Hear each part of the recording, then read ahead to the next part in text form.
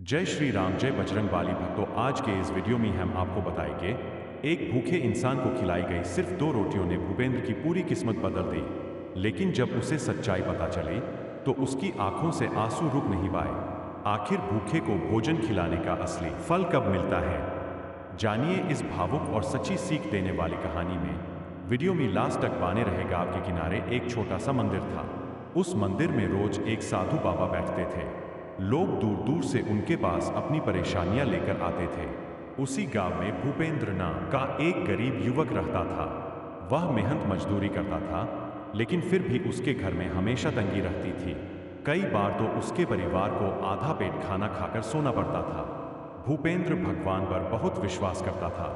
हर सुबह मंदिर जाकर पूजा करता और यही पूछता, हे भगवान, मैं मेहनत भी करता हूँ, किसी का बुरा भी नहीं सोचता, फिर मेरी जिंदगी में इतनी परेशानी क्यों है। एक दिन मंदिर के साधु बाबा ने उसे बुलाया और कहा, बेटा, अगर जीवन में सच्चा सुख और भगवान की कृपा चाहिए तो भूखे को भोजन खिलाओ।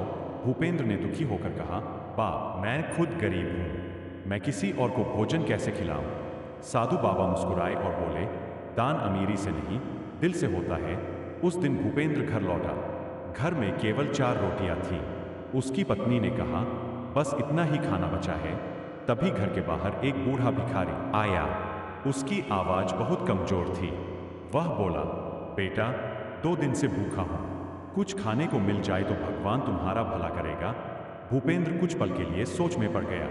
उसके अपने बच्चे भी भूखे थे, लेकिन उसे साधु बाबा की बात याद आई। उसने अपनी थाली की 2 रोटियां उस बूढ़े को दे दी। भिखारी ने आंसू भरी आंखों से उसे आशीर्वाद दिया और चला गया। उस रात भूपेंद्र भूखा सो गया, लेकिन उसके मन में अजीब सी शांति थी। अगली सुबह जब वह काम की तलाश में निकला तो रास्ते में एक अमीर व्यापारी की बैलगाड़ी कीचड़ में फंसी हुई थी। बहुत लोग कोशिश कर चुके थे, लेकिन गाड़ी नहीं निकल रही थी। भूपेंद्र ने पूरी ताकत लगाकर गाड़ी बाहर निकाल दी। व्यापारी उसकी मेहनत और ईमानदारी से बहुत खुश हुआ। उसने भूपेंद्र को अपने गोदाम में काम दे दिया। अब भूपेंद्र को रोज काम मिलने लगा और उसकी गरीबी धीरे धीरे दूर होने लगी। कुछ महीनों बाद भूपेंद्र का जीवन पूरी तरह बदल गया।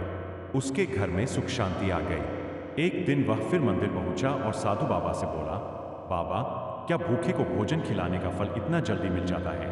साधु बाबा मुस्कुराए और बोले, बेटा, भगवान हर दान का फल सही समय पर देते हैं, लेकिन सबसे बड़ा फल धन नहीं, मन की शांति और भगवान की कृपा होती है।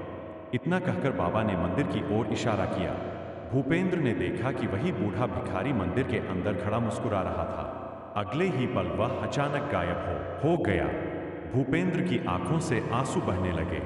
उसे समझ आ गया कि उस दिन उसके घर आया भिखारी कोई साधारण इंसान नहीं था, वह भगवान की परीक्षा थी। उस दिन से भूपेंद्र रोज एक भूखे इंसान को भोजन जरूर कराता था।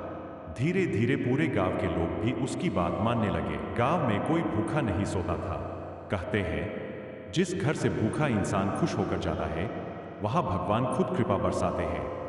वीडियो अच्छी लगी हो तो लाइक और सब्सक्राइब जरूर करें। धन्यवाद। और कमेंट में जय श्री राम जरूर लिखें।